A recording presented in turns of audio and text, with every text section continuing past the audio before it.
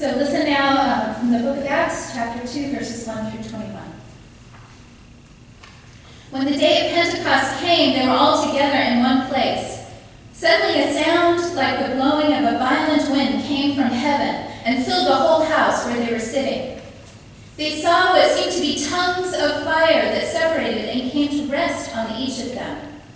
All of them were filled with the Holy Spirit and began to speak in other tongues as the Spirit enabled them. Now there were staying in Jerusalem God-fearing Jews from every nation under heaven. When they heard this sound, a crowd came together in bewilderment, because each one heard them speaking in his own language.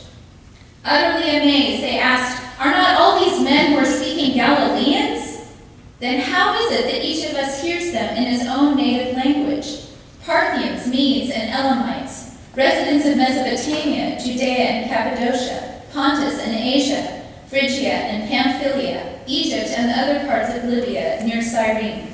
Visitors from Rome, both Jews and converts to Judaism, Cretans and Arabs. We hear them declaring the wonders of God in our own tongues." Amazed and perplexed, they asked one another, "What does this mean?" Some, however, made fun of them and said, "They have had too much wine." Then Peter stood up with the 11, raised his voice, and addressed the crowd. "Fellow Jews and all of you who live in Jerusalem, let me explain this to you. Listen carefully to what I say. These men are not drunk, as you suppose. It's only 9 in the morning. No, this is what was spoken by the prophet Joel. In the last days, God says, I will pour out my Spirit on all people. Your sons and daughters will prophesy. Your young men will see visions. Your old men will dream dreams. Even on my servants, both men and women, I will pour out my Spirit in those days, and they will prophesy. I will show wonders in the heavens above and signs on the earth below, blood and fire and billows of smoke. The sun will be turned to darkness and the moon to blood before the coming of the great and glorious day of the Lord. And everyone who calls on the name of God will be saved." The word of the Lord. Please pray with me. May the words of my mouth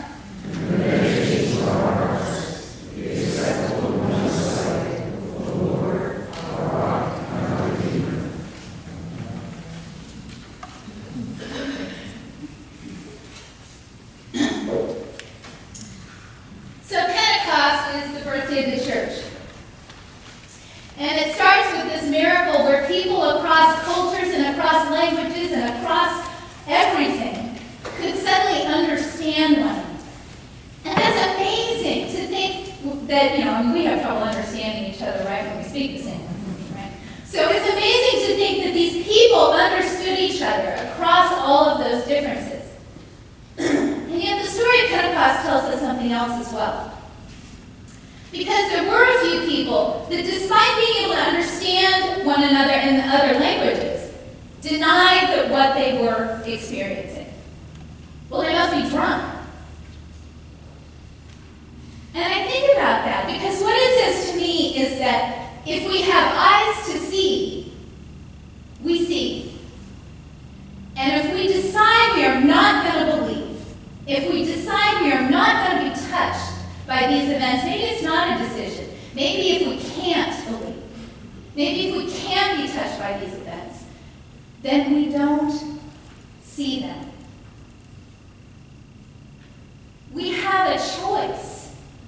And I think this story makes that very clear. They had a choice. Did they understand the miracle of comprehending one another in different languages?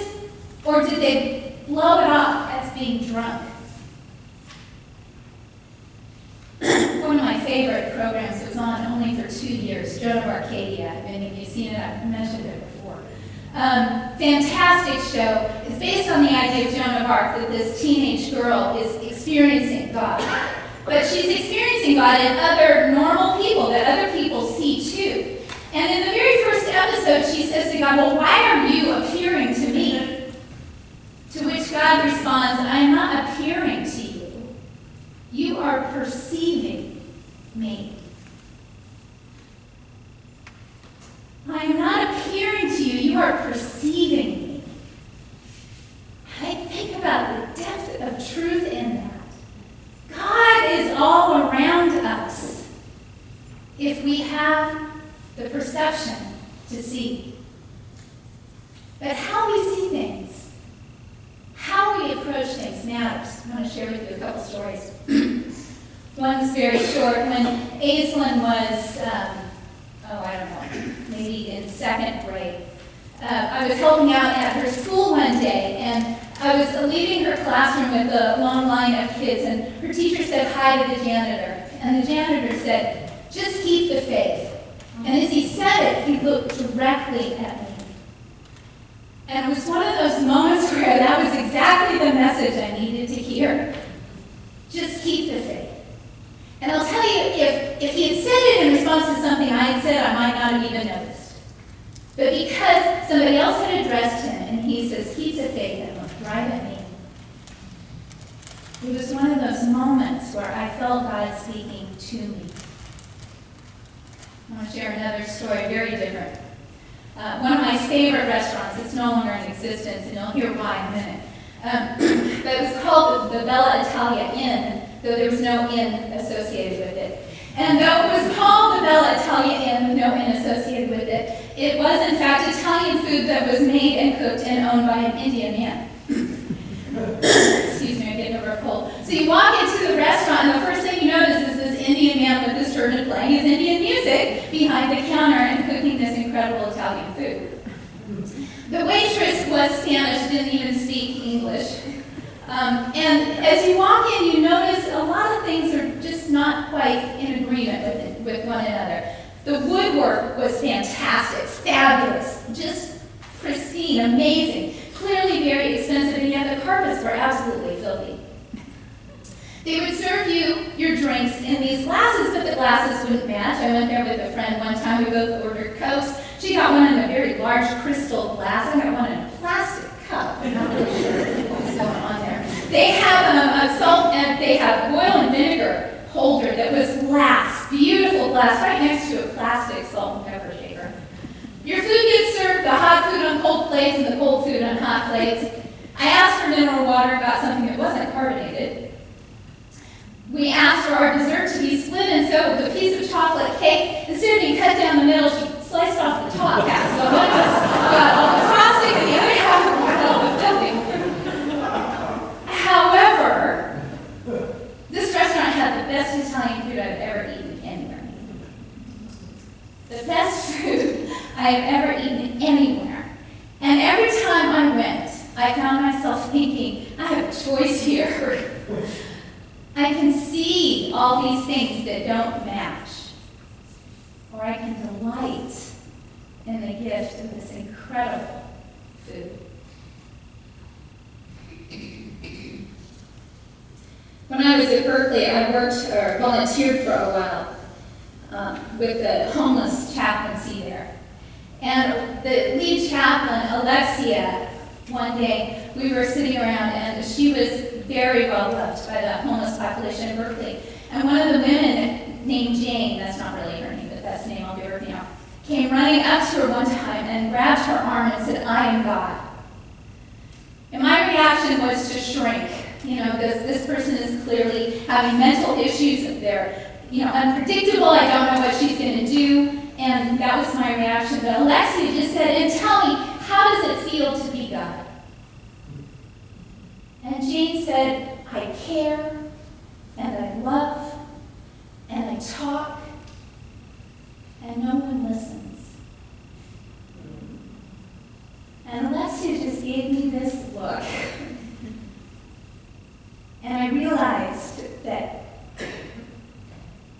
if I had reacted the way I wanted to, I would have missed this incredible insight of this woman who was so easy to dismiss, and yet who had real messages for me, for us, about what it is to be God in this world.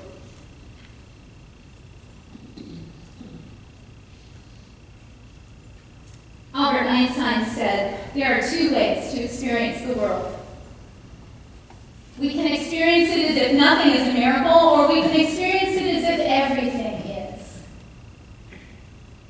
I think we are given that choice. Do we see God around us? Do we see God in each other?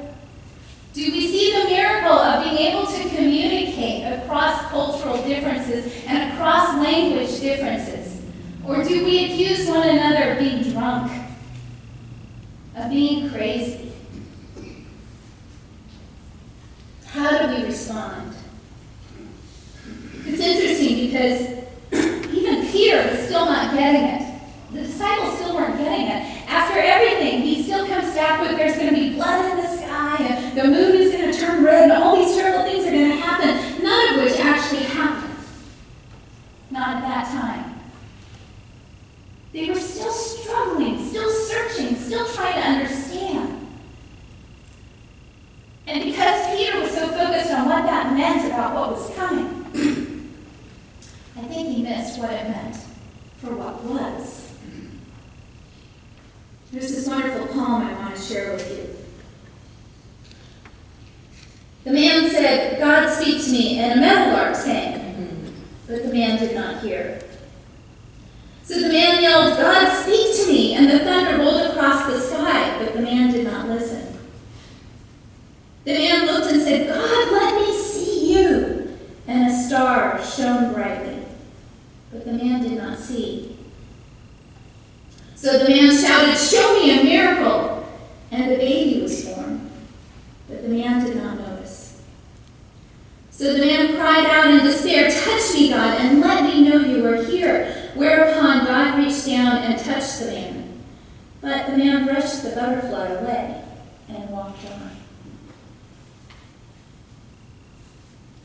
Sometimes even when we have faith, we miss.